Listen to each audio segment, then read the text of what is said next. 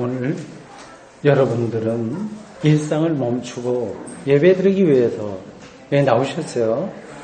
사실 그 일이 쉽지 않습니다. 세상살이 일주일 동안 열심히 했으면 주말에 좀 쉬어야 되죠. 주로 그렇습니다.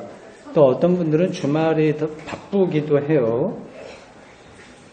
여러분들이 금쪽 같은 시간을 내서 교회에 나왔다는 것은 신앙생활이 여러분들에게 특별한 의미가 있다는 증거입니다.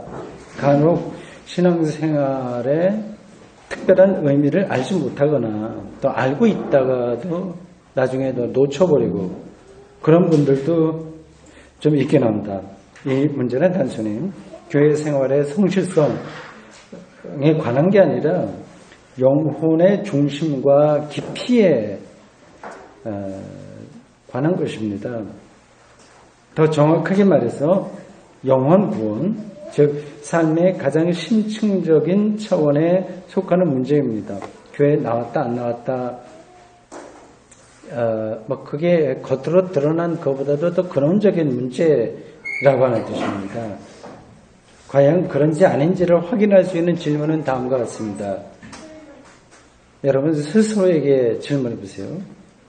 매주일 시간을 내서 교회에 나올 만한 가치가 있다는 사실을 여러분들은 어떻게 설명하시겠습니까?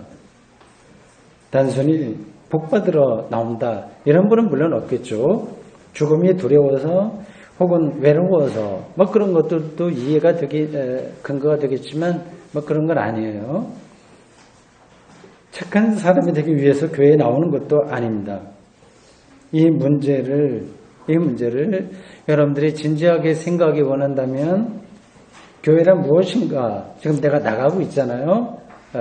이렇게 시간을 내서 예배 드리러 나왔는데 어쨌든 이 교회 공동체에 속해 있단 말입니다. 이 교회란 무엇인가에 대한 관심을 놓치지 말아야 됩니다. 교회가 뭘까요? 여러 가지로 표현할 수 있는데 제 입장에서는 이렇게 규정할 수 있어요. 정의입니다. 교회에 대한 정의예요. 교회는 종말론적 메시아 공동체입니다. 조금 낱말이 조금 낯설죠.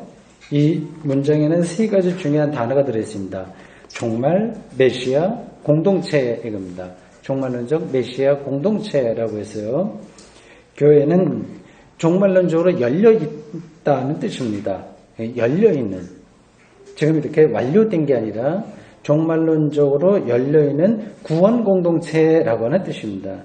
구원은 생명을 얻는 거죠. 기독교가 말하는 생명은 부활입니다. 따라서 종말론적 메시아 공동체라고 하는 이 표현은 좀 낯선데 좀 생각해 보십시오. 교회가 부활 공동체라고 하는 뜻입니다. 부활 공동체요. 그 교회란 무엇인가 이렇게 아주 소중한 시간을 내서 예배를 드리고 이렇게 저렇게 함께 교회 활동에 참여하고 있는 이 교회란 무엇인가 하고 하는 질문에 가장 정확한 대답은 오늘 설교 제목이 가리키고 있는 것처럼 부활을 증언하는 사람들의 공동체라고 할 수 있습니다. 교회의 구성원으로서 기독교인에게 가장 중요한 것은 부활의 증인으로서 하는 겁니다. 모든 설교의 핵심, 오늘도 전국에서 드려지는 예배, 그리고 1년 52주에 드리는 예배에서 설교도 거기에서 가장 중요한 것은 바로 여기 있습니다. 그 이외의 것들은 부수적인 거예요. 기독교의 전통이 바로 부활의 증인이라고 하는 사실에서부터 시작되었기 때문입니다. 이 전통은 이미 2000년 전에 출발했어요.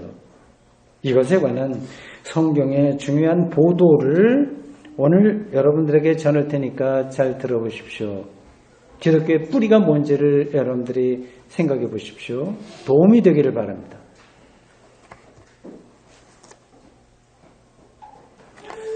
예수님의 제자들은 예수님이 부활 승천한 다음에 예루살렘 어느 사람의 집에서 보통 이제 마가 요한의 집 다락방이라고 일컬어졌어요.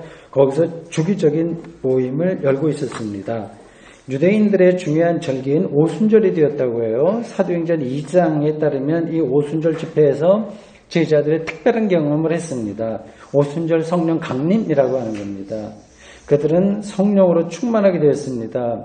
그리고 이렇게 익사이트하다고 그랬죠. 아주 열광적인 뭔가가 속에서 가득 차서 그냥 있을 수 없는 그런 상태입니다. 그런 것들을 여러분들이 다른 경우에도 경험하게 될 거예요. 그러한 열광적인 상태에서 서로 다른 언어로 기도하기 시작했습니다. 소위 방언 현상이라고 하죠. 그런 모습을 본 예루살렘 주민들은 예수 제자들이 저 친구들 저거 낮술 마시고 취해서 아무 말이나 짓거린다 이렇게 조롱했습니다. 사실 술에 취한 상태와 성령의 충만한 상태는 일견 비슷합니다. 술에 취해 보셨나요? 비슷합니다. 어떻게 아냐? 취해봤냐? 저한테 질문하실지 모르겠는데 양쪽 모두 어떤 다른 힘에 몰입되는 겁니다. 힘에 몰입돼요. 무당들의 접신 상태도 현상적으로는 비슷합니다. 자아가 아주 축소되고 다른 힘에 이렇게 좌우되는 겁니다. 사실 기독교인들의 삶에서 광신적인 상태로 떨어지는 것은 잘못이지만 너무 정신이 말짱한 것도 문제입니다. 사실은 말짱한 게 아니라 말짱한 것처럼 착각하고 있는 거죠. 세상 사람들이 기독교인들을 향해서 저 사람들은 전혀 다른 차원으로 살아가는 것 같아. 저 사람들의 삶을 견인해가는 것은 뭐 다른 게 있는 것 같아 해야 기독교인으로서는 그게 정상적인 겁니다. 성령에 충만한 사람이라고 한다면 당연히 그렇게 됩니다.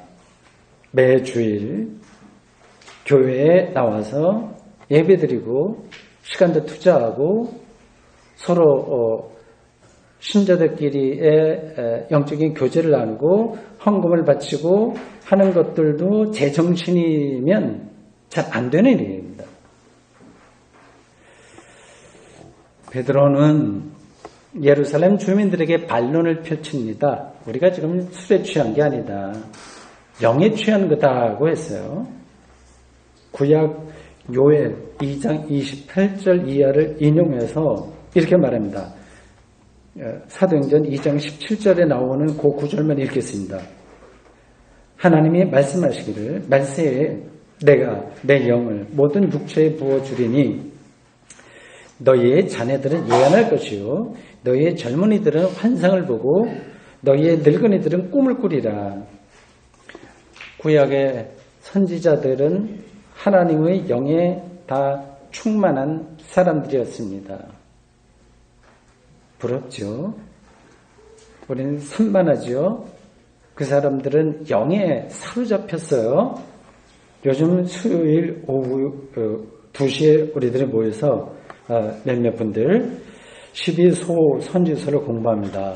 지난 수요일에는 미가서 4장에서 7장을 공부했습니다. 미가 4장 3절은 다음과 같습니다. 그가 많은 민족들 사이에 이를 심판하며 먼 곳 강한 이방 사람을 판결하시리니 무리가 그 칼을 쳐서 보습을 만들고 보습은 쟁기를 가리키죠. 창을 쳐서 낫을 만들 것이며 이 나라와 저 나라가 다시는 칼을 들고 서로 치지 아니하며 다시는 전쟁을 영습하지 아니하고 이렇게 되어 있습니다. 이런 선지자의 설교는 제 정신으로 할 수 있는 말이 아닙니다. 누가 주적이냐 하는 공연한 말싸움이나 트집 잡기로 대통령 후보 토론회를 진행하는 요즘의 세태에서 미가 선지자의 이런 설교가 어떻게 들릴까요? 베드로는 일단 자신들의 술에 취한 게 아니라 구약 선지자 요엘이 말한 것처럼 하나님의 영에 충만한 것이라고 말한 뒤에 그러한 영에 여러분들이 충만해 보시는지요? 그런 경험이 가끔씩 오시는지요? 어떻습니까? 오늘 설교 본문인 사도행전 2장 22절부터 본격적으로 설교합니다. 기독교인들을 술에 취했다고 조롱하는 예루살렘 주민들, 당신들이야말로 하나님의 뜻을 거스른 것이라고 비판했습니다. 23절이에요. 그가 하나님께서 정하신 뜻과 미리 아신 대로 그는 그리스도죠.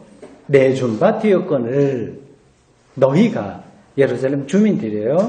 법 없는 자들의 손을 빌려 이방인들이죠. 못 박아 죽였으나 이렇게 되어 있습니다. 여기서 법 없는 자는 로마 총독 빌라도를 가리키죠. 이 베드로의 이 말이 예루살렘 주민들에게는 뼈 아픈 대목입니다. 아무리 예수의 언행이 유대인들 이제 고급 종교 권력자들의 마음에 들지 않는다고 하더라도 유대교 최고 법정인 사내들이니 이방인의 법정에 예수를 넘겼다고 하는 건 유대인으로서 부끄러운 일입니다. 베드로는 사실 그 사람들을 비난하기 위해서 설교하는 건 아니에요. 24절 이하에서 정작 하고 싶은 말을 합니다. 하나님이 예수를 사망의 고통에서 풀어 살리셨다고 했습니다. 시편 16편 8절 이하를 인용하면서 유대인들이 저기들의 가장 뛰어난 임금이라고 생각했던 이 다윗이 예수님의 부활을 미리 내다보았다고 이제 베드로가 그 시편을 해석한 거예요. 31절 말씀은 아래와 같습니다. 미리 본고로, 다윗을 가리키는 거예요. 다윗이 미리 본고로 그리스도의 부활을 말하되 그리스도가 음부에 버림되지 않고 죽음의 세계를 음부라고 말합니다. 그의 육신이 썩음을 당하지 아니하시리라 하더니 구약 성경을 제가 지금 성경을 갖고 설교하듯이 해석한 거예요. 음부에 버림이 되지 않는다고 하는 말은 죽음의 세계에 떨어지지 않는다는 뜻이고 육신이 썩음을 당하지 않는다고 하는 말은 완전히 새로운 존재로 변화된다고 하는 뜻입니다. 우리가 세상에서 기대할 수 있는 것과 질적으로 다른 생명으로의 변화입니다. 이게 예수 부활이 가리키는 핵심이에요. 이런 것이 근데 어떤 건지 손에 잘 잡히지 않죠. 오늘 기독교인들을 포함해서 현대인들은 생명을 주로 생리적인 현상으로만 생각합니다. 먹고 배설하고 자손 낳고 그리고 직장 생활하고 뭐 등등등등 그런 방식들입니다. 그러니까 숨이 끊어지면 모든 것이 끝난다고 여깁니다. 생리적으로 맞는 이야기예요. 그래서 거기에 이제 꽉 사로잡혀 있기 때문에 사실 그것도 선입과 아닌데 그런 식으로 우리가 교육을 받았기 때문에 생명을 굉장히 단순하게 보고 있는 거예요. 이제 그런데 이제 머리가 생각이 다 젖어버려서 기독교 부활 신앙을 이제 미몽적인 것으로 이렇게 간주합니다. 그러니까 그들의 생각들, 사회에서 받은 교육들 잘못됐다고 하는 것이 아니라 부분적인 건데 그걸 전체적인 거로 보고 있기 때문에 문제인 거예요. 그런 주장들이 과학적이고 객관적이고 합리적인 것처럼 들리겠지만 실제로는 그렇지 않습니다. 여기 의사 선생님들도 계신데 또 약사 선생님들도 계시고요. 그 부분적으로는 맞지만 그게 다 생명을 말해주는 건 아닙니다. 생명을 평면적으로만 보는 겁니다. 인간의 생명과 그 운명에는 의학과 생물학과 물리학으로 다 추적할 수 없는 깊이가 놓여 있습니다. 그것을 그 생명 현상을 단순히 과학이라고 하는 말로 계량화하고 수치화하는 거예요. 그러니까 뭐 담요가 얼마 나왔다, 뭐 평균 수명이 어떻다, 다 이런 수치로 생명을 보려고 하지 않습니까? 그렇게 규정하고 재단하는 건 교만이자 어리석음입니다. 예를 들어 우리 교회에 김아무개라고 하는 신자가 있다고 합시다. 교우가 있다고 합시다. 20년 전에 그 사람의 20년 전으로 돌아가는 거예요. 그는 대구 샘터교회와는 전혀 관계없는 곳에서 신앙생활을 했습니다. 물론 그때는 대구 샘터교회도 없었어요. 없었던 게 생긴다고 하는 것도 신기하죠. 사실은요. 김아무개가 20년 후에 대구 샘터교회 신자가 된 데에는 수많은 우연성이 개입되어 있는 겁니다. 아주 우연한 어떤 일이 계기가 되어서 우여곡절을 거치면서 대구 샘터교회 교인이 되었습니다.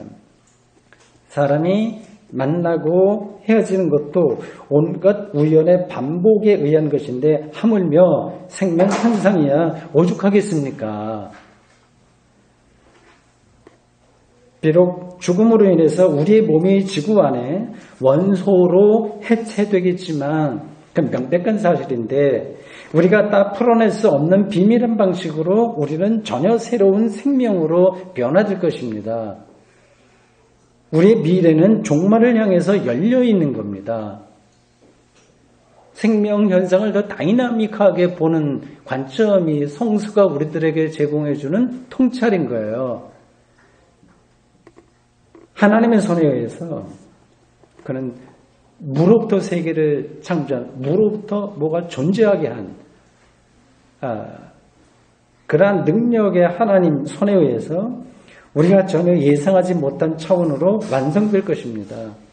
이게 바로 기독교의 부활신앙의 요체입니다. 초기 기독교인들은 예수 그리스도에게서 바로 그것을 경험한 거예요. 생명이 완성될 종말이 이미 자신들의 현재에 들어왔다는 아주 전적인 경험을 한 겁니다. 그것이 바로 예수 그리스도와 같이 우리는 죽었고 예수 그리스도와 더불어 살았다고 하는 그 기독교 신앙 교리의 초보, 세례받는 그 초보의 의미입니다.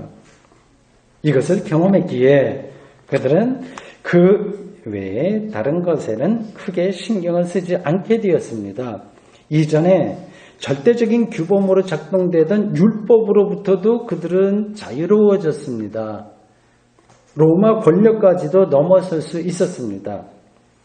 오늘 본문 사도행전 2장 32절에서 베드로는 이렇게 고백합니다. 이 예수를 하나님이 살리신지라 우리가 다 이 일의 증인이로다.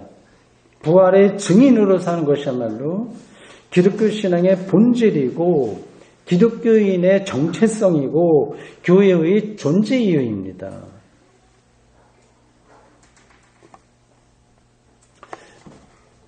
예수의 부활의 증인으로 산다고 하는 것은 그렇게 낭만적인 것, 종교적인 낭만은 아닙니다.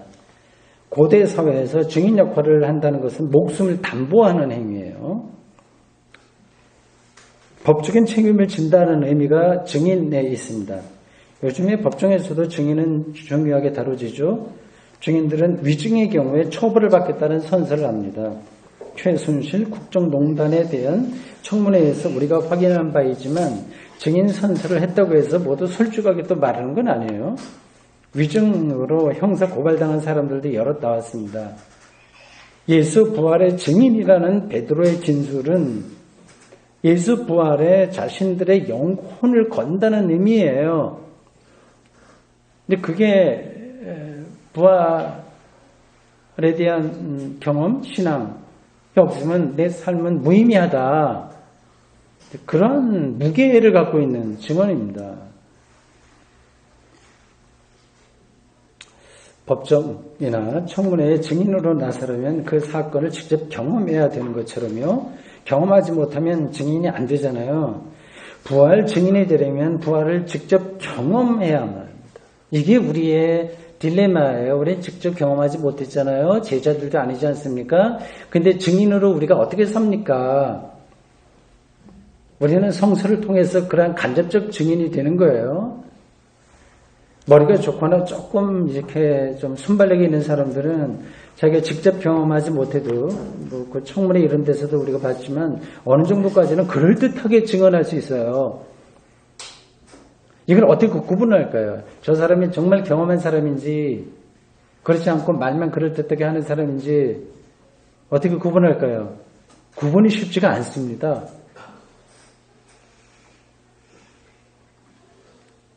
제가 보기에 그 기준은 그 사람의 증언이, 그가 하는 말이, 그의 생각이 디테일에서도 확실한지를 보는 겁니다. 디테일이요. 세부적인 거라는 뜻이에요. 그래서 요즘 아주 흔하게 사용되기 때문에 제가 디테일이라고 하는 단어를 그냥 쓰겠습니다. 영천 원당에 있는 저희 집에 와 보신 분들도 있고요. 손 들어보세요. 와보시면. 와보지 않으신 분들도 계십니다. 와보지 못해서도 다른 사람들에게 전해 들은 것만으로 또는 대구 성서 아카데미에 제가 가끔 올리는 사진, 풍경 이런 것으로 뭔가를 말할 수 있긴 합니다. 그러나 아주 디테일한 거. 저 마당에 수도꼭지가 어디에 있는지, 그리고 2층으로 올라가는 층계의 계단이 몇 개인지 집주인도 모를 수 있는데 저는 그 디테일 여기에 좀 강하기 때문에 항상 씌워놓고 있습니다. 제가 주로 이제 2층에서 생활하는데 하루에도 한 20번 왔다 갔다 이렇게 합니다. 내려왔다 올라갔다 마당에 나가야 되니까요. 층계를 딱 숫자를 세놨습니다. 현관문 앞에 그 데커가 있는데 그 색깔이 어떤지, 얼마나 이제 다 바랬는지 안 했는지, 그리고 바로 아랫집 이장이 사는 집, 그거하고 우리 집하고 이렇게 높낮이가 얼마나 되는지 등등 세밀한 부분에서는 와보지 않은 사람들은 바를 수가 없습니다. 부활의 증인이 되려면 예수님이 십자가에 달려 죽었다가 3일 만에 다시 살아났다는 사실 하나, 그거 하나, 사실만 하나의 정보로서 아는 것으로 끝나면 안 됩니다. 그 사람은 경험한 게 아닌 거예요. 그러니까 마음이 안 가요. 그러니까 내가 믿습니다. 계속 자기의 감정에 빠져버리고 맙니다. 사실은 부활이 뭔지도 모르고 나는 부활됩니다. 이렇게 자기 세뇌 아니면 자기 암시 그런 쪽으로 빠져들어가는 거예요. 결국 그건 힘이 없는 거죠. 부활에 대한 디테일을 아는 게 중요합니다. 사실 부활만이 아니라 다른 기독교 신앙도 그 세부적인 것을 아는 게 중요합니다. 그렇지 못하면 기독교적인 삶의 능력을 확보할 수가 없습니다. 대학 교수가 자신의 전공 과목에 대해서 아주 디테일하게 말할 정도로 깊이 알지 못하면 자신감이 떨어지는 것하고 똑같습니다. 대충 지나가는 거예요. 그럼 능력이 안 나오게 되죠. 어떻게 하면 부활의 디테일을 깊이 있게 알 수 있을까요? 그래서 부활의 능력을, 여러분, 이건 능력인 거예요. 이 능력을 실제로 경험할 수 있을까요? 어떻게 하면 실력이 정말 짱짱한 선생이 될 수 있을까요? 최소는 기독교 자체를 공부하는 겁니다. 다른 길이 없어요. 많은 기독교인들은 그런데 공부할 기회를 얻지 못합니다. 일단 세상살이에 쫓기기도 하고요. 시간이 있어도 공부할 마음을 내지 못합니다. 또 그럴 필요성을 별로 느끼지를 못합니다. 그 이유는 기독교 신앙을 삶의 도구로 여긴다는 데 있습니다. 쉽게 말하자면 취미생활처럼 생각을 하는 겁니다. 재미있어. 그렇게 하면 좋지. 그러나 자기의 삶을 끌어가는 건 다른 데 있는 거예요. 설교 시작할 때 제가 이렇게 금쪽 같은 시간을 내서 교회에 나올 만한 가치가 있는가, 그것에 대해서 어떻게 설명하겠냐 이렇게 말씀드렸습니다. 습관적으로 나올 수도 있고요. 살아가는데 뭐 이렇게 저렇게 도움이 되기 때문에 나오기도 합니다. 신앙을 삶의 한 방편으로, 도구로 여기는 겁니다. 저는 이런 정도로 신앙생활을 하더라도 참 괜찮다. 이렇게 바쁜 세상에서 그런 정도로 신앙생활하는 것만 하더라도 참 박수를 쳐드리고 싶습니다. 그러나 부활의 증인으로 살기는 힘든 거예요. 예컨대 이 음악을 생각해 보세요. 음악 재미가 있어서 음악 콘서트장에 갈 수 있습니다. 돈 티켓 사고요. 재밌어요. 그렇게도 음악 활동할 수 있어요. 그러나 콘서트장에서 직접 음악을 연주하는 사람이 있습니다. 누가 더 음악의 디테일에서 강할까요?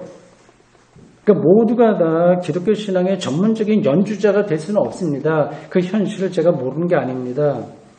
그리고 담임 목사로서 모든 신자들에게 그 전문가 돼야지, 공부해야지, 다른 거 다 포기하고라도 그렇게 해야지 요구할 수도 없어요.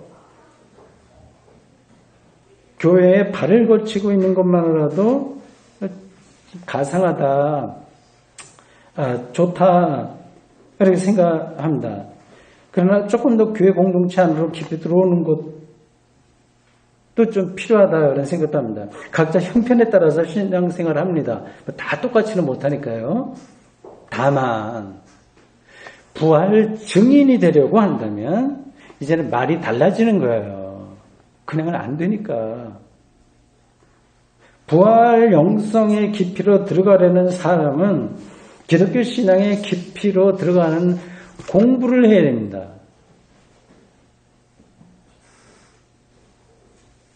이것이 여러분을 귀찮게 하려고 하는 게 아니라 실제로 신앙의 능력, 이건 삶의 능력이에요. 기초가 흔들리죠. 계속 살며. 흔들리지 않는 삶의 능력인 거예요. 거기 들어가려고 갑시다 이제 하는 말이죠. 그러니까 연주자가 되기 위해서는 고단한 연습을 필요로 하는 거하고 같습니다. 음악의 세계에 들어간 사람은 음악이 주는 자유를 얻는 것처럼 부활신앙의 세계로 들어간 사람은 부활신앙만이 허락하는 삶의 자유와 삶의 능력을 경험하게 될 것입니다. 기독교 교리는 문자나 이론에 머무는 게 아니라 삶의 능력을 반드시 수반합니다. 근데 그게 경험이 안 되면 이게 잘 전달이 안 돼서 더 이상 제가 말씀드릴 수는 없습니다. 베드로는 오늘 설교 쭉 하고 있는 거 아니겠습니까? 다윗의 시편 16편 8절 이하를 인용했다고 제가 앞에서 말씀드렸어요. 베드로의 설교입니다. 그 내용을 다시 기억해 보십시오. 왜 이게 능력인가 하는 것을 제가 여러분들한테 전하려고 합니다. 부활의 증인에게 주어질 삶의 능력을 그게 가리키는 거예요. 뭐라고 얘기합니까? 핵심적으로 음부의 세계라고 했죠. 그러니까 죽음의 세계에 떨어지지 않고 새로운 생명으로 변화된다는 것입니다. 그러니까 하나님의 손에 의해서 우리가 새로운 생명으로 변화된다는 사실보다 여러분 더 큰 위로가 어디에 있겠어요? 위로가 된다면 그게 바로 삶의 능력이 된다는 뜻입니다. 간혹 저의 설교가 영혼의 깊이에서 위로가 된다는 말을 하는 분들이 있습니다. 그런 분들의 말이 오히려 저에게 위로가 되지만 말이죠. 설교에서 위로를 받는다고 하는 것은 곧 삶의 능력을 얻는다는 의미입니다. 위로가 능력입니다. 좀 더 이거를 구체적으로 말씀드릴게요. 여기 월급 200만 원을 받는 사람이 있다고 합시다. 그냥 가장 낮은 단계에 있는 그런 직장생활하는 사람이에요. 많은 월급을 받는 사람들 부럽죠. 2배, 3배도 받으니까요. 그래서 회사에서 높은 자리에 오른 사람이 부럽죠. 그런데 회사의 운영 방침이 바뀌어서 높은 자리에 있거나 낮은 자리에 있거나 상관없이 모든 직원들이 시간당 3만 원의 임금을 받게 되었다고 합시다. 변화된 거예요. 질서가 바뀐 거예요. 이 사람에게는 그런 변화가 큰 위로가 되고 삶의 능력이 됩니다. 부활은 생명의 전적인 변화라고 제가 반복해서 누차 말씀드렸습니다. 얼마나 여러분들에게 그게 리얼하게 와닿는지 모르겠어요. 그걸 아는 사람이라고 한다면 지금 능력 안에서 살아갈 수 있습니다. 근데 문제는 그게 실감이 잘 가지 않는다는 데 있습니다. 기독교 신앙 안으로 들어가려면 여러분들이 선입관을 자꾸만 이걸 내려놓아야 돼요. 그 선입관으로 여러분들이 산다고 하는 거 아시죠? 아무래도 또 극단적인 예를 말씀드릴 수밖에 없네요. 누구나 다 죽습니다. 아주 속히 그 순간이 옵니다. 그런데도 우리는 아닌 것처럼 살고 있어요. 우리가 다 죽음으로 변화됩니다. 절대적인 변화예요. 돈이 많은 사람이나 없는 사람이나 아무런 차이가 없이 모두 소멸의 과정으로 들어갑니다. 절대적인 변화인 거예요. 아무 차이가 없어요. 부활이 실감이 안 가면 일단 죽음을 생각해 보십시오.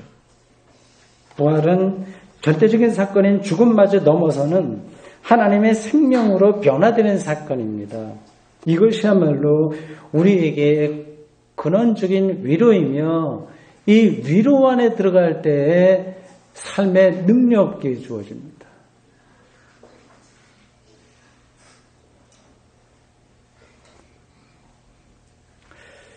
사랑하는 성도 여러분, 우리는 2000년 전 원시 기독교의 원초적인 신앙 고백을 전해들었습니다.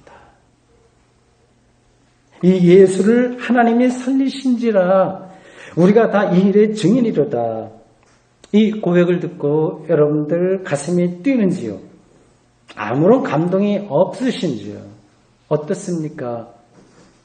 저는 여러분들에게 분명하게 양심적으로 소신껏 확실하게 말씀드릴 수 있습니다.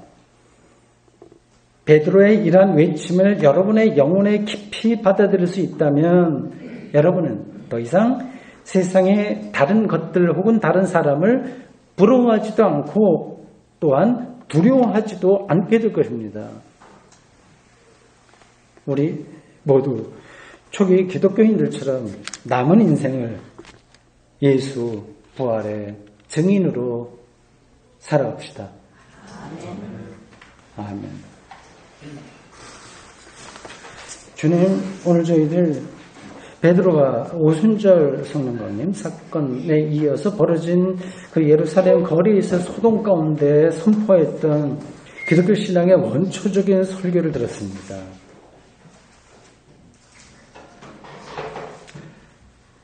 부활 증인이라고 하는 이 엄청난 고백을 들었습니다. 하나님께서만 행할 수 있는 고유한 방식으로 우리가 하나님의 그 생명으로 변화된다는 사실을 매 순간 기억하며 그걸 삶으로 증언해내고 그 능력 가운데 들어가서 사는 저희들 되도록 주님 붙들어 주십시오. 예수님의 이름으로 기도합니다. 아멘.